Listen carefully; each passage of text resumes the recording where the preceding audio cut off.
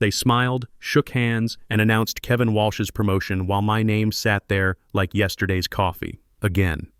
After 15 years of pulling their systems out of the fire, training half the engineering team, and being told next quarter every single time, I watched a 29-year-old MBA get handed the director role I'd been chasing for 6 years. That boardroom meeting wasn't just disappointing, it was the moment everything became crystal clear. I'm Jason Mitchell, 48 years old, and I've been Senior Engineering Manager at Innovate Tech Systems long enough to know when I'm being played. What happened next wasn't loud or dramatic, but it made them panic later. And when they came begging, I didn't say yes. Let me back up and give you the full picture. Innovate Tech is a mid-sized technology consulting firm here in Seattle, about 850 employees pulling in around $120 million annually. We handle cloud infrastructure migrations for companies that should have moved their systems years ago, but didn't want to deal with the headache. That's where I come in. Or came in anyway. For the past 15 years, I've been the guy they call when everything's on fire. The Pinnacle financial migration that was 3 weeks behind schedule and bleeding money, I fixed it over a weekend. The Morrison Industries security audit that found 47 critical vulnerabilities, I redesigned their entire network architecture in 2 weeks. Dataflow's system that kept crashing every Black Friday, I built them a load balancing solution that's still running flawlessly 3 years later. I manage a team of 15 senior engineers spread across 3 time zones. My project portfolio is worth $35 million in active contracts. I've trained 12 engineers who've gone on to senior positions. 8 of them got promoted to roles I applied for but didn't get. The math on that started bothering me around year 4, but I kept telling myself it was just timing. Scott Palmer, our VP of Engineering, has been my boss for the past 6 years. Nice enough guy on the surface, but he's got this way of making promises that somehow never materialize. Your turn is coming, Jason. We just need to see how this quarter plays out. The board wants to see a few more wins under your belt. Always something. The conference room was packed that Thursday morning. Glass walls, leather chairs, the usual corporate theater. All the senior staff was there. Scott, the CTO, a couple of board members, even some people from other departments who had no business being in an engineering meeting. That should have been my first clue. Scott cleared his throat and said, "We're excited to announce our new Director of Cloud Infrastructure." He paused just long enough for everyone to expect my name. I actually started to sit up straighter. Then he said, "Kevin will be stepping into the role effective immediately." A few people clapped. Someone said, "Congratulations." I kept my face neutral while something inside me just snapped. Clean and quiet like a circuit breaker throwing. I didn't look at Kevin because I already knew he was grinning. Kid's been at the company for exactly 18 months. Fresh MBA from some fancy East Coast school, talks a good game about digital transformation and agile methodologies, but ask him to configure a load balancer and he'll give you a blank stare. His biggest qualification? His dad sits on our board of directors. Scott turned toward me and added, "Jason, let's connect offline about your development path." Like that made it private instead of humiliating. I said, "So that's a no again." The room went dead silent. You could hear the air conditioning humming. He replied, "It's not a no, it's about timing." "This is the 8th time you've said that," I said. First time anyone had counted out loud. Scott shifted in his chair, looking uncomfortable. "These decisions are complex, Jason. There are a lot of moving parts." "Who's making them?" I asked. Someone coughed. Kevin studied the table like it contained the secrets of the universe. Scott said, "Let's keep this professional. I am being professional. I'm asking why the guy who saved the Pinnacle migration and trained 12 engineers wasn't even considered for a role that's basically what I've been doing unofficially for 3 years. That's when the real humiliation hit. Not because of what Scott said next, but how easily he said it, like he'd practiced this line. "Jason, you're invaluable where you are," he said, smiling like it was a compliment. "The team depends on you. Our clients trust you. You're the backbone of this department." I nodded once, slowly. "So I'm valuable enough to fix disasters, but not valuable enough to prevent them." He didn't answer. Just moved on to the next agenda item like I hadn't spoken. Started talking about quarterly targets and client satisfaction metrics while I sat there processing what had just happened. That was the line. Not because I didn't get promoted. I'd been dealing with that disappointment for years. It was because they did it publicly, formally, and without shame. After 6 years of next quarter promises, after building half their client relationships personally, After being the guy everyone calls when the impossible needs to happen, they handed my job to someone's kid and expected me to smile about it. The meeting ended like they always do. Chairs scraping, people avoiding eye contact, Kevin getting pulled aside by leadership while I gathered my laptop and walked back to my desk. A couple of people patted my shoulder and mumbled apologies as I passed. Someone whispered, "I'm sorry," as I walked down the hallway. I said it's fine because that's what you say when something important and irreversible just happened and you need time to figure out what comes next. By the time I sat down at my desk that afternoon, my inbox already had a message from Scott with the subject, "Quick Sync." I didn't open it. Another email came from Pacific Coast asking if I could hop on a call. Their new deployment was acting up again. I replied yes. I always replied yes. But something had changed. I worked the rest of that day the same way I always had. Answered tickets, solved problems, kept the systems running. But I noticed something different in how people looked at me. Some looked relieved, like my presence meant their stuff would work. Others looked uncomfortable, like they just watched something they didn't want happening to them.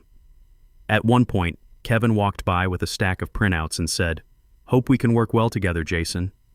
I said, "We already do." Which was true. What I didn't say was that the decision they made that morning had changed everything. That meeting wasn't about a title, it was a declaration. It told me exactly where I stood, how I was seen, and how far my 15 years of loyalty extended in their eyes. I didn't cry. I didn't argue again. I didn't march into Scott's office asking what I could do better. I closed my laptop, saved my files, and took a breath. Because humiliation sharpens your focus if you let it. By the time I shut down that evening, I knew one thing for certain. I was done waiting. Whatever came next was going to be on my terms. Here's what I realized driving home that night. For 6 years, I'd been playing their game by their rules, waiting for recognition that was never coming, hoping that if I just worked a little harder, stayed a little later, fixed one more crisis, they'd finally see my value. But they already saw it. They just didn't want to pay for it. Nothing about my behavior changed in a way anyone could point to. That's why nobody noticed what had shifted.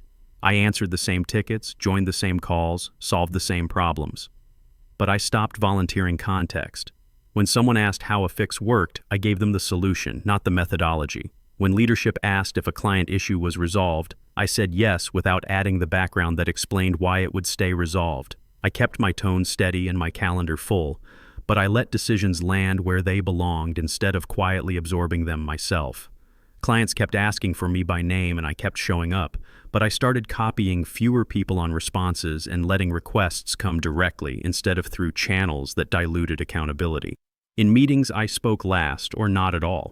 When I did speak, people listened differently. Funny how that works. The less you say, the more weight your words carry. But the real change was in how I started documenting everything. Not for revenge, I'm not that petty, for clarity. I wanted to understand exactly where my effort was going and who was benefiting from it. I started saving things differently, labeling files with purpose instead of convenience, tracking dependencies like weather patterns, not to control them, but to understand what happens when conditions change.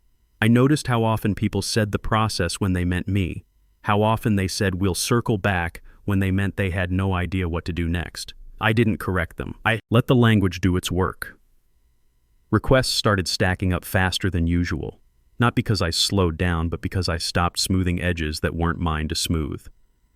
When something broke, I fixed it, documented the fix, and moved on without announcing the save. When questions came in after hours, I answered them during business hours and ended threads instead of turning them into training sessions. People adjusted. Some became more precise with their requests.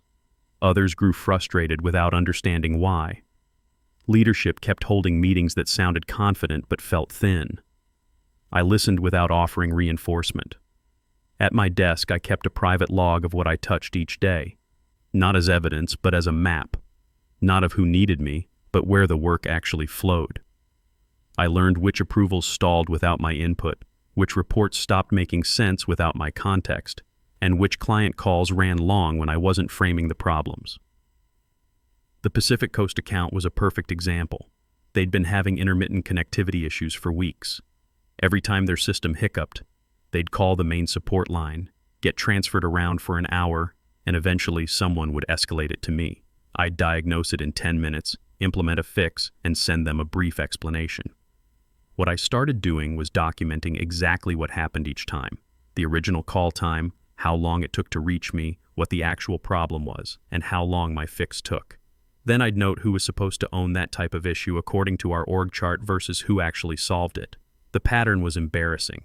Kevin's team was supposed to handle level 3 infrastructure issues. In practice, they'd poke around for a few hours, generate a lot of email traffic, and then quietly ask me to take a look. I'd solve it, they'd send the client update, and everyone moved on like that was normal. None of this required confrontation. It required restraint.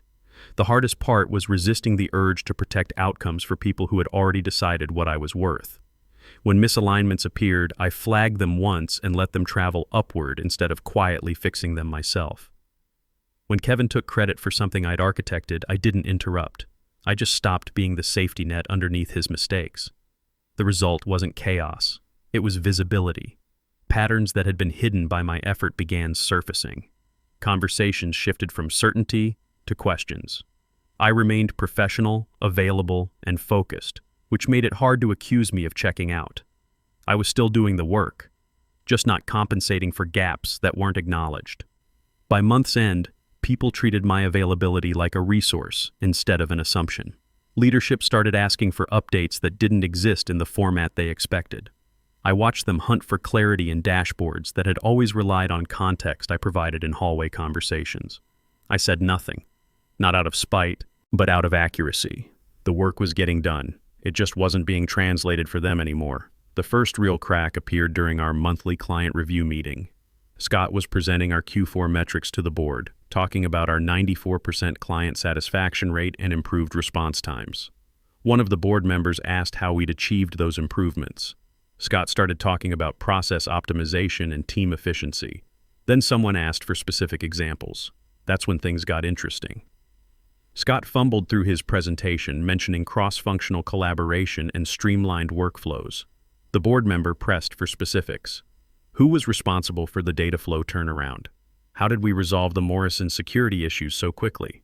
Scott kept using we and the team without naming anyone. I sat there taking notes, saying nothing.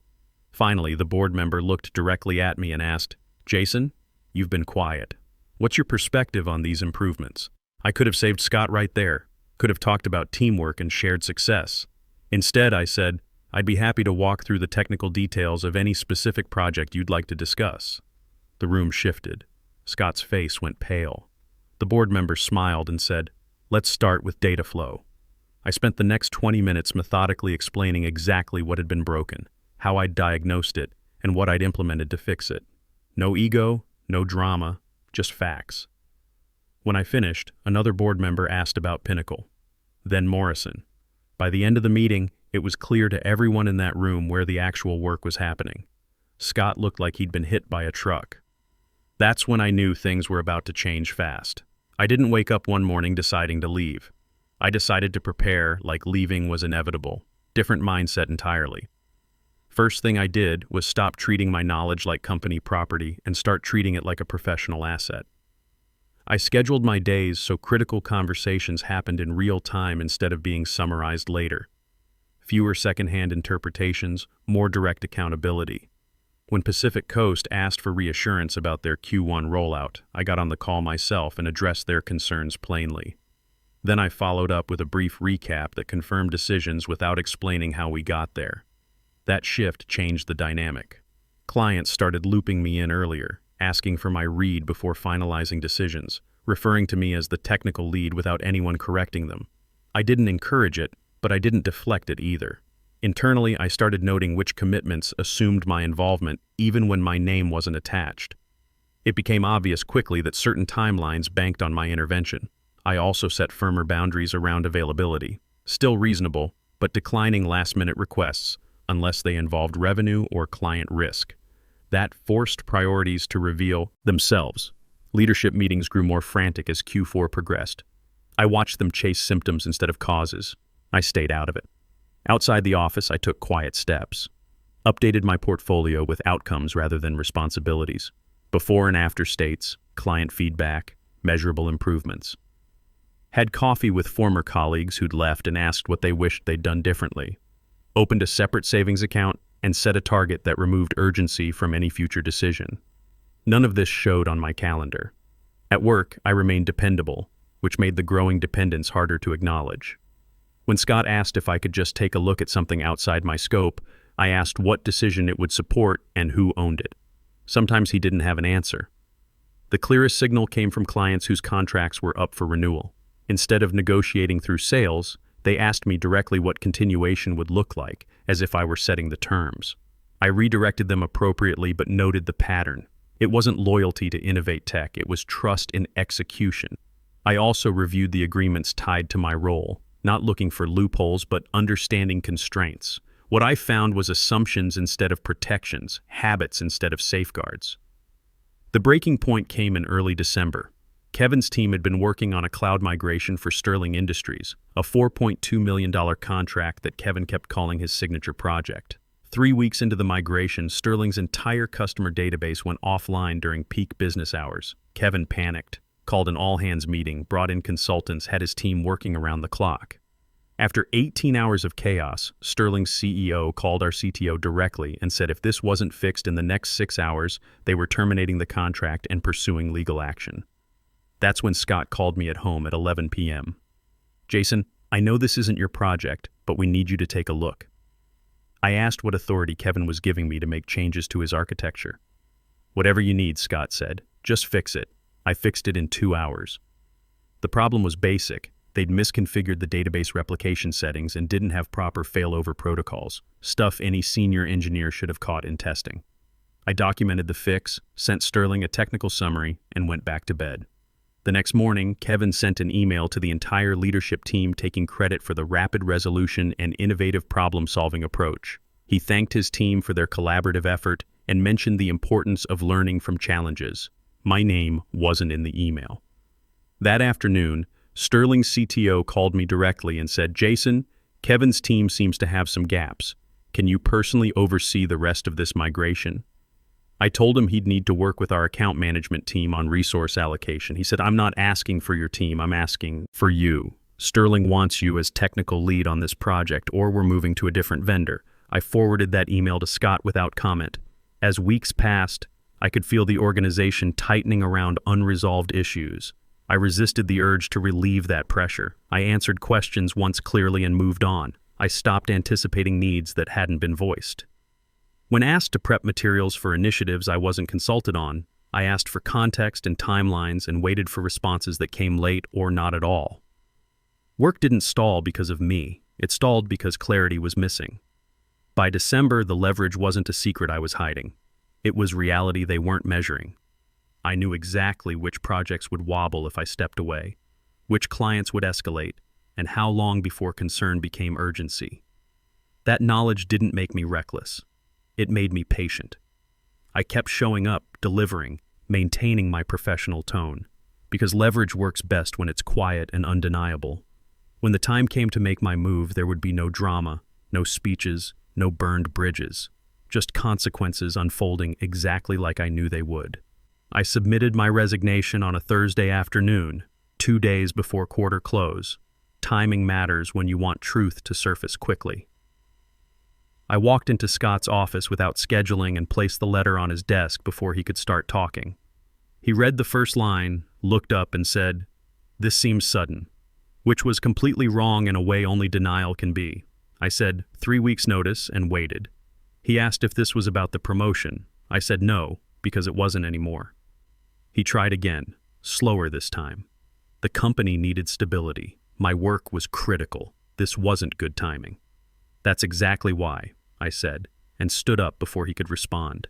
Within an hour, my calendar filled with meeting requests I hadn't accepted yet. By end of day, news had spread in that careful, hushed way companies use when they're hoping to contain something they can't.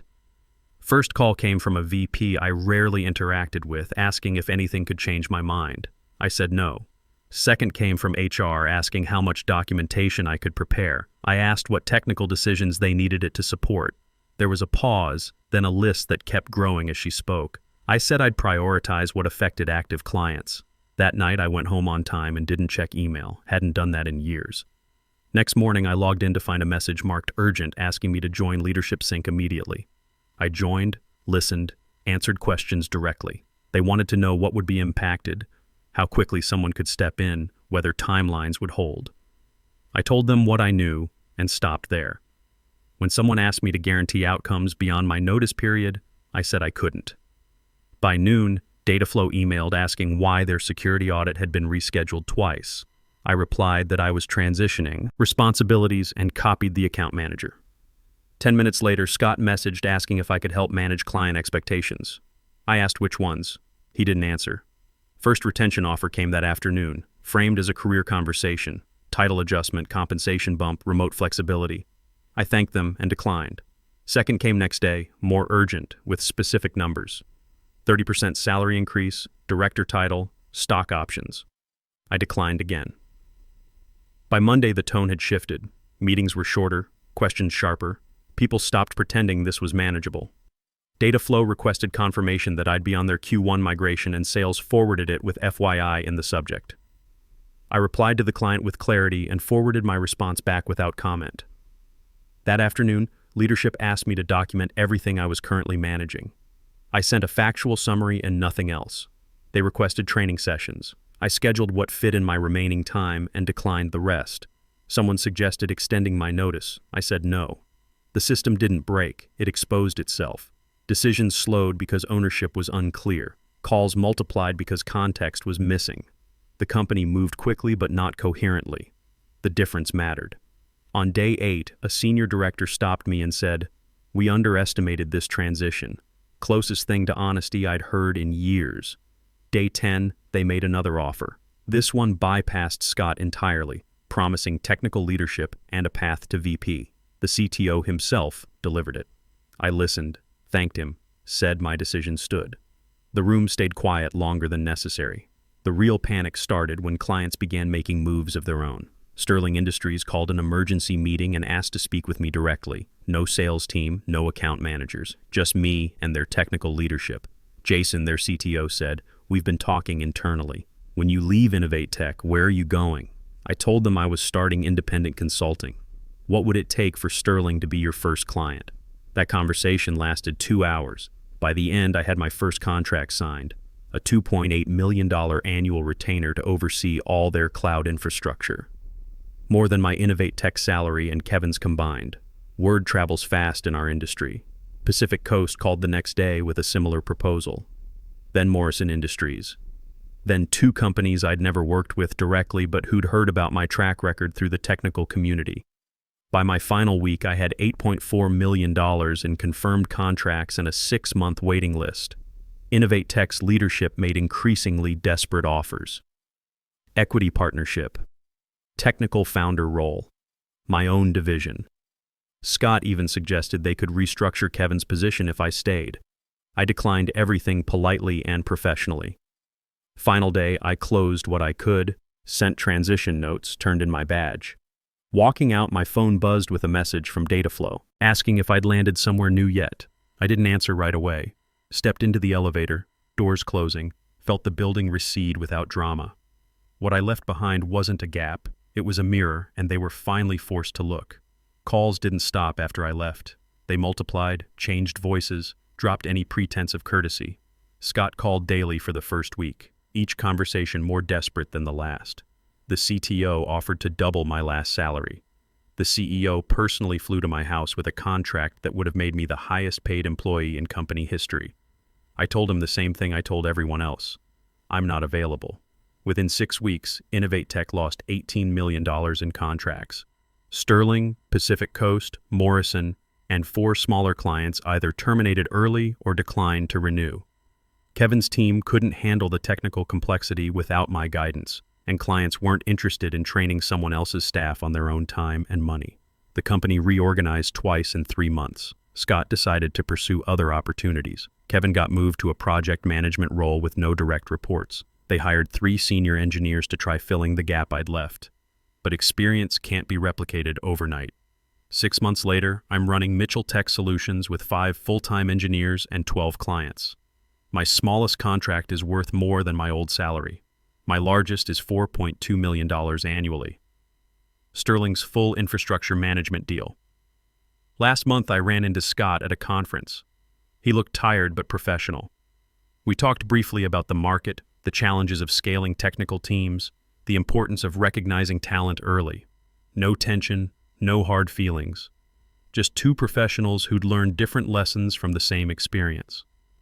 The story people like to tell about situations like mine ends with vindication. Someone admitting they were wrong, asking forgiveness. That didn't happen and didn't need to. Real ending was quieter. Realizing that moment in the boardroom wasn't the loss I thought it was. It was the release. Humiliation didn't diminish me, it clarified the terms. Everything that followed flowed from that clarity. Sometimes the best revenge is just being right about your own worth.